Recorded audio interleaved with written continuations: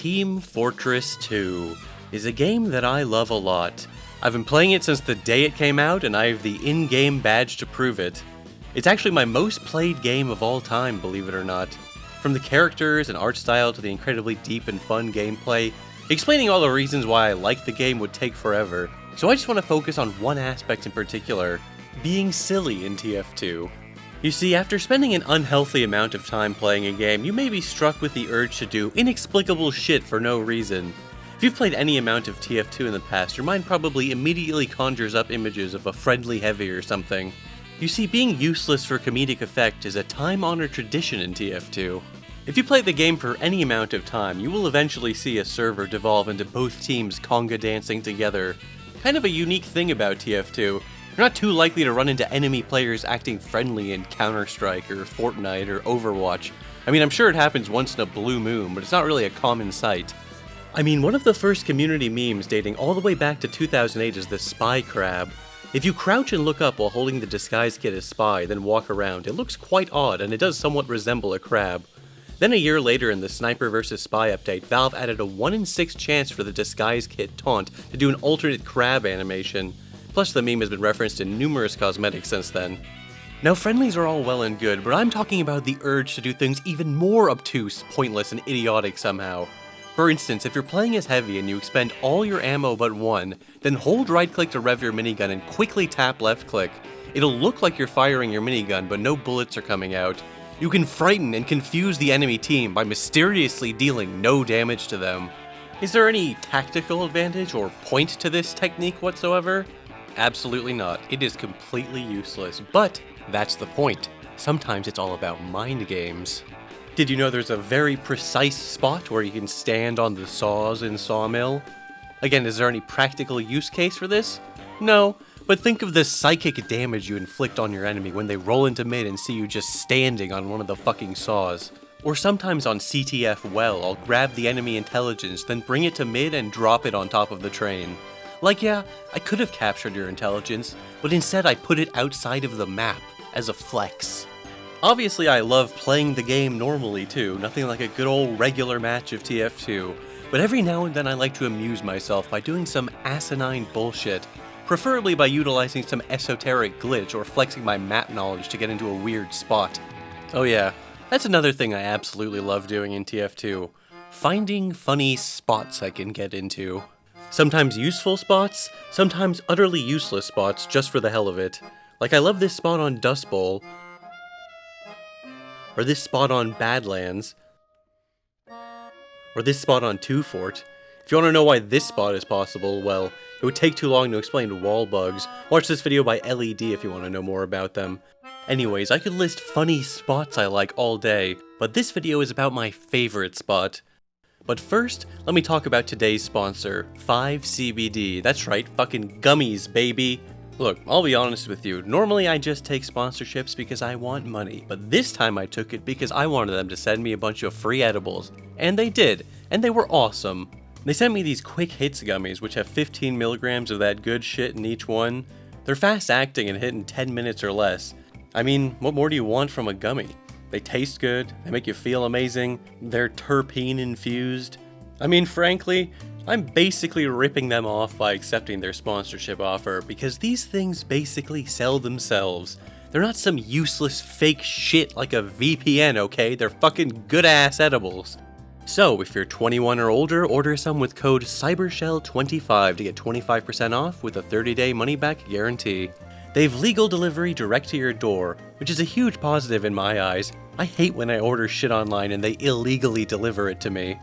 Anyways, there are a lot of great silly spots in TF2, but my all-time favorite spot is on a map called Moss Rock.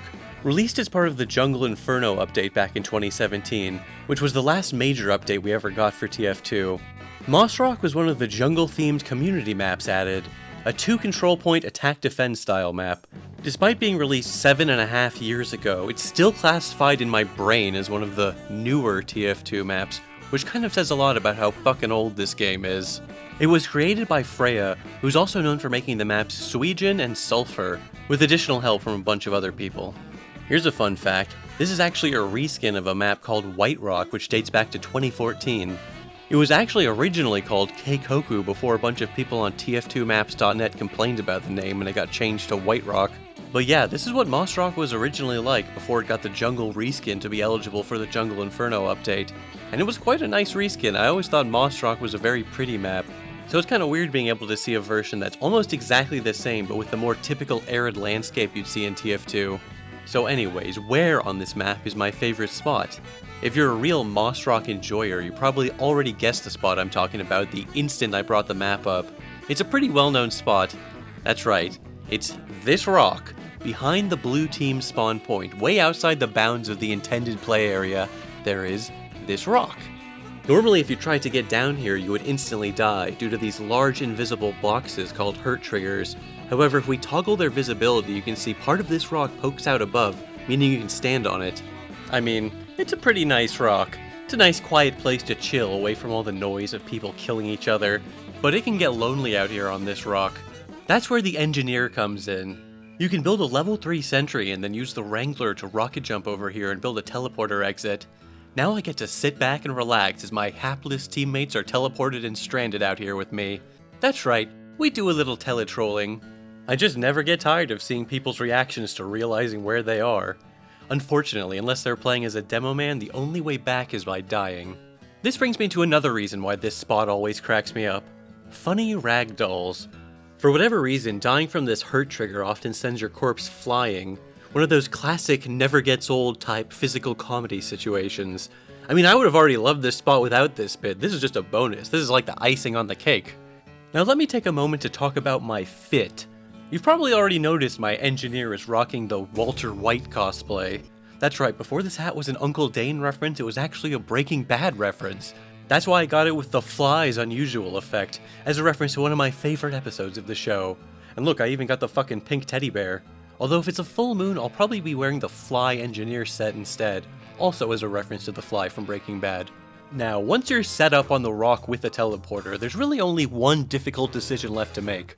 Which looping taunt to perform, the dueling banjo or the Rancho Relaxo? I feel like the obvious go-to funny engineer taunt is the Rancho Relaxo, and with good reason. The visual of someone teleporting over and getting stuck on a rock while the Engie is just chilling and sipping on a beer, I mean that's hilarious. However, I have to admit I'm quite partial to the banjo myself. Like that's also a great bit, teleporting someone over to my rock and keeping them as a captive audience, forced to listen to my banjo or kill themselves. Especially if it's during a full moon or October, then you can equip the Halloween cosmetics and you can do the banjo taunt as the Fly. Something fun about the Fly set is that it pitches up all of the engineer's voice lines, which is great, but that effect also applies to the banjo, making it sound absolutely horrific. So forcing people to listen to that is hilarious as well. You know, since I spent a lot of time on this rock, I always used to wonder why there was just this random bundle of logs here next to the rock. Like, why is this cut logs prop placed way outside the playable area, to the point where you can barely see it in regular gameplay apart from being able to catch a glimpse of it from blue spawn? Well, it turns out in an earlier version of this map, there were actually a couple of tents here. I don't know why they got cut from the final version, but they left the logs. Just another fun piece of Moss Rock trivia for you. You know, I'm probably the only person in the world to ever notice or give a shit about these logs. Even all the way back in White Rock, there was a funny rock spot in basically the same place. This one actually has more walkable area exposed above the hurt trigger, but it's basically in the same spot. Now again, just for the record, this is not me revealing some obscure secret knowledge. This is a pretty well-known and popular spot. If you played enough Moss Rock, you probably saw someone doing this at some point. I'm not just some lone psycho, okay? I saw plenty of other NGs doing this too. That's kind of the beauty of it, like every time someone falls for this stupid trick, you're teaching them about the spot. Okay, but why do you find this so funny, you may still be asking? I don't know. Because I'm a piece of shit? Look, I just love learning about all the weird little glitches and exploits you can do in TF2 thanks to Source Engine Spaghetti Code. But I never liked using them to give myself or my team an unfair advantage, like building invincible sentries inside the walls or under the floor. On the other hand, using glitches or exploits to give myself or my team an unfair disadvantage, well, that's totally fine from a morality point of view. Plus, this is TF2. Nobody's gonna be crying about their rank or MMR going down or anything. If you lose in a game of casual TF2, just go, oh well, and then you re-queue. Maybe to some of you this still just seems like regular old griefing, but to me, it's just like a more advanced version of being a useless friendly, which is a time-honored TF2 tradition. But if you still think I'm an asshole just because I hilariously killed my own teammates, well, that's fair.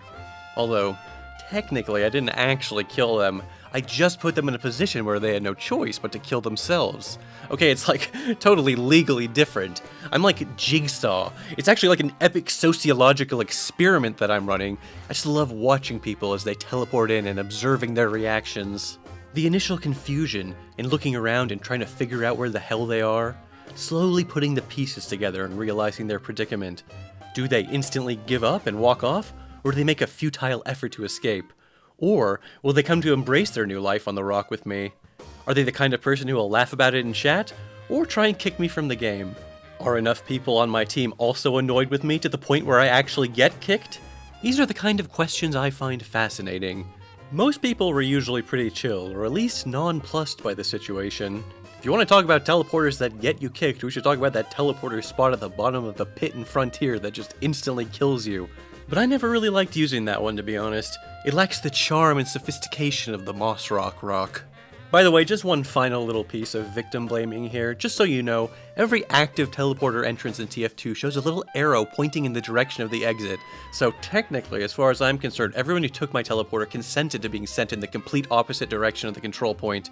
It's not my fault they didn't look at the arrow showing them which way they were going, just because in 99% of situations there's never any reason to, because the teleporter is always supposed to take you somewhere useful, not strand you on a fucking rock. Wait, hang on a second. Am I a sociopath? I'm actually getting concerned here. Well, there's only one way to know for sure. I have to take some online quizzes.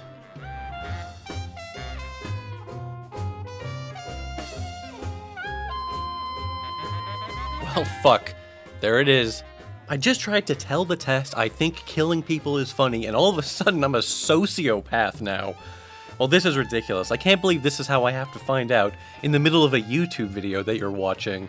Well, I guess it's time for an apology video.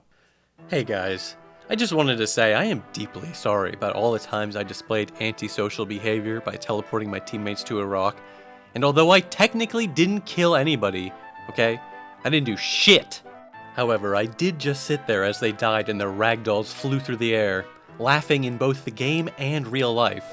I can see now that this kind of behavior was not acceptable, and I will strive to do better in the future. Wait a minute, this is fucking stupid. Never mind, guys. Great news. I was just high as shit on gummies, and you can totally ignore this whole sociopath part of the video. What the fuck was I thinking? Anyways, so now you know the epic backstory to my favorite spot in TF2. But the story doesn't end there. You see, on July 12th, 2023, the summer update came out, and it was really cool. We got a bunch of new community maps for the first time in the summer. Normally we only got new community maps for Scream Fortress and Smithsmith, but those were seasonal maps. These new summer maps are going in the normal map pool year-round. In fact, even old maps are getting some updates. Steel hadn't been touched in 10 years, and it got a bunch of bug fixes, like fixing Pyro being able to shoot his flamethrower through the door at point A. And then, of course, my heart sank when I saw Moss Rock also received a patch, fixing various minor issues, including removing my beloved teleporter rock spot. Now the hurt trigger extends well above the top of the rock.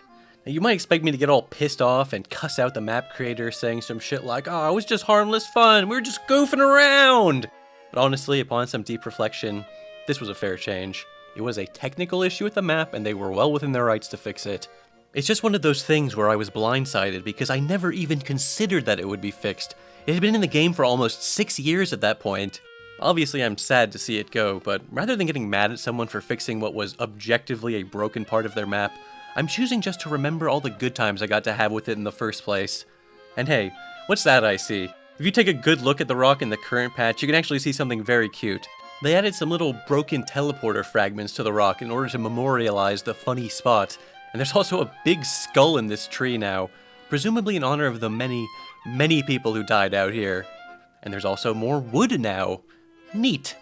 I think this kind of tribute is just swell. I actually appreciate it a lot. So it would be stupid to have hard feelings about this change. I'm just grateful for all the fun I had and all this footage I recorded of me being a useless bastard.